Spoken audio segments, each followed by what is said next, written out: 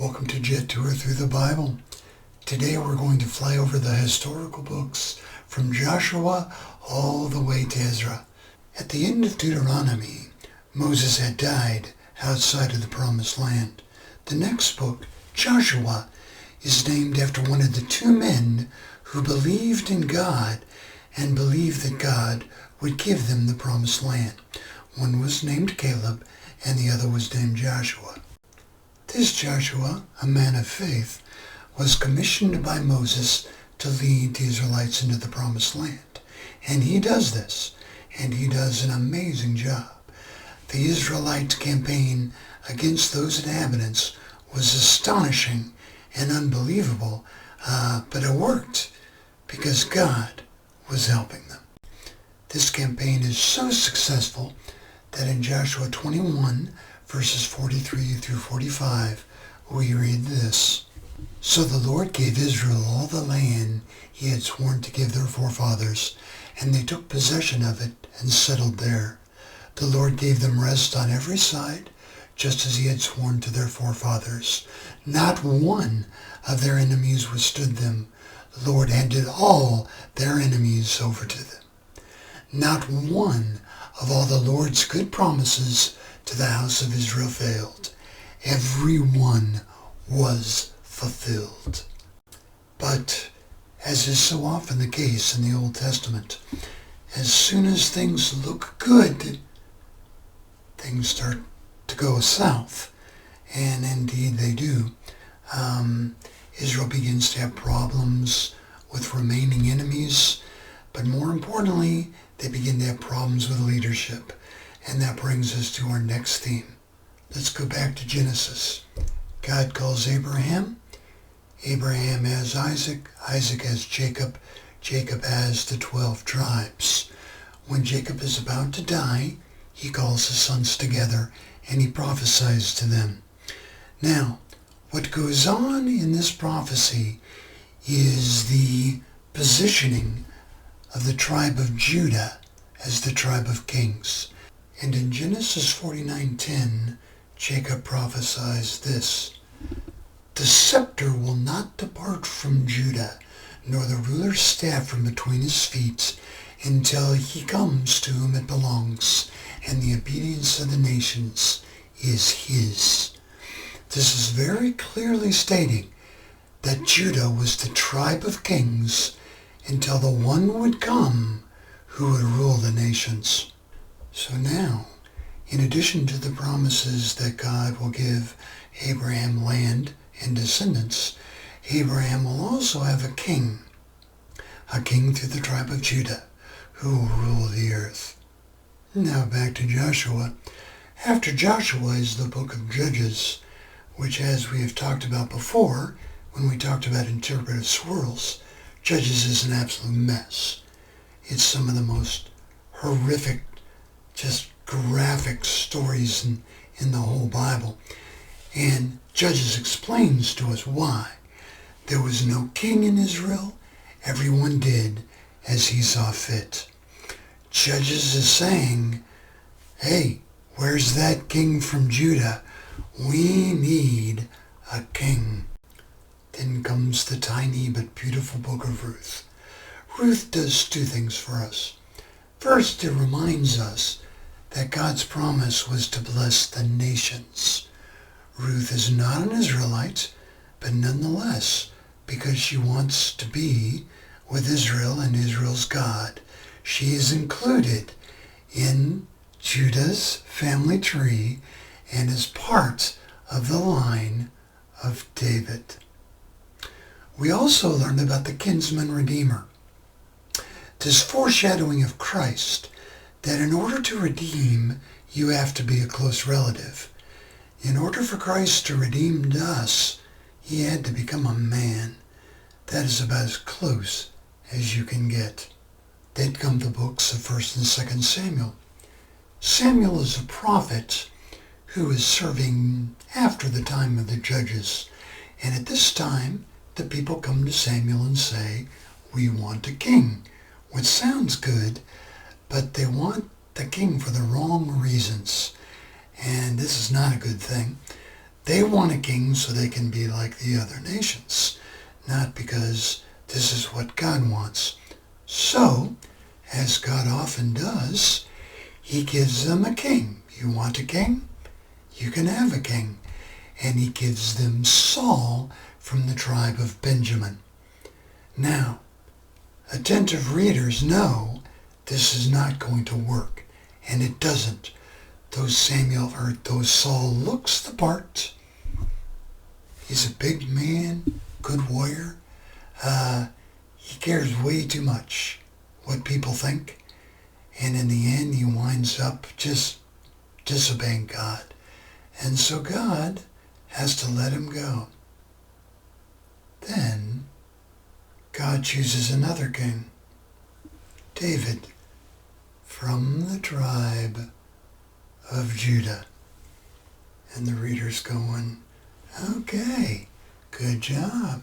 So now we have a king from the tribe of Judah.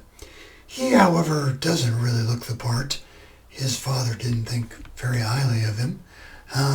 But nonetheless, David is an amazing king who leads Israel to phenomenal military victory, and overall, though marred by many serious flaws, is nonetheless a man after God's heart. In fact, he wants to build the temple, and he wants to do this for the right reasons.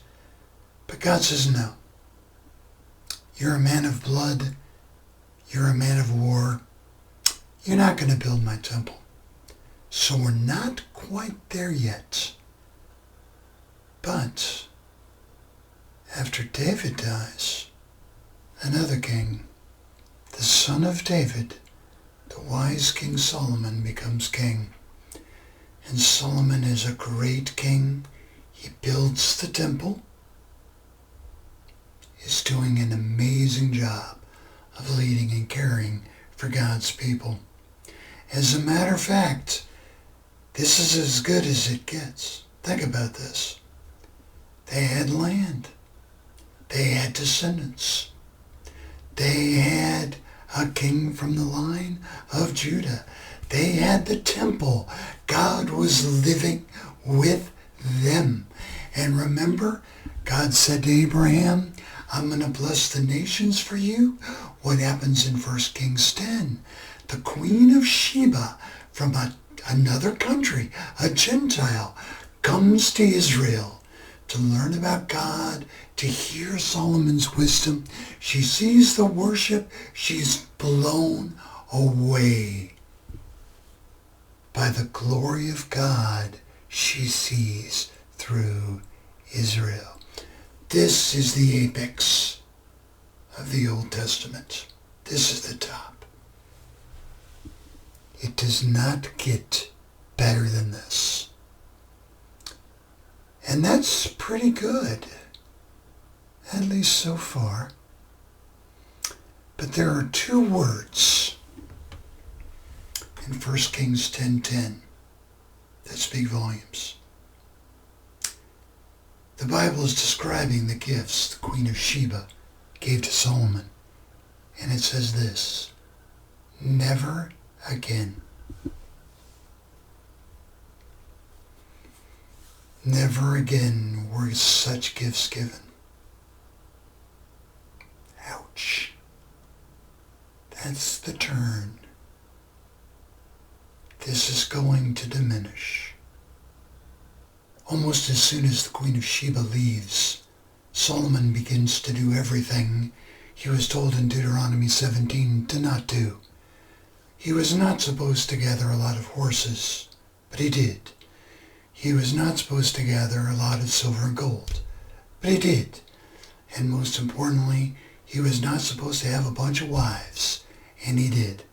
And the scriptures tell us that his wives led him astray into the worship of false gods. And so Solomon, this once glorious king,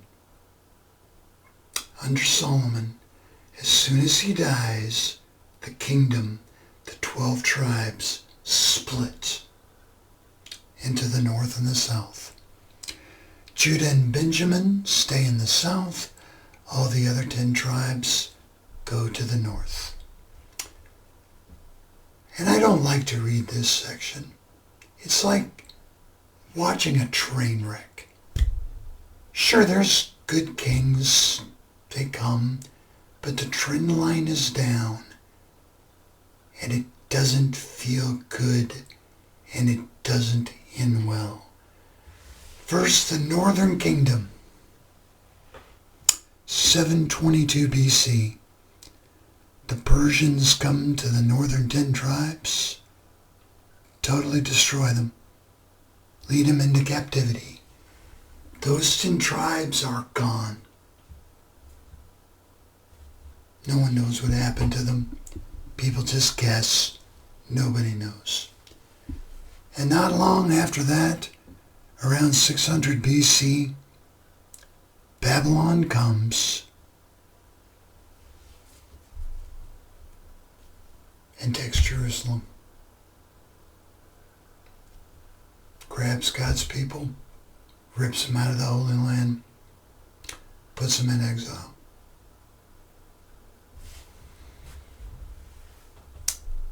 Everything that Moses said would happen in his covenant if you didn't obey his laws happened.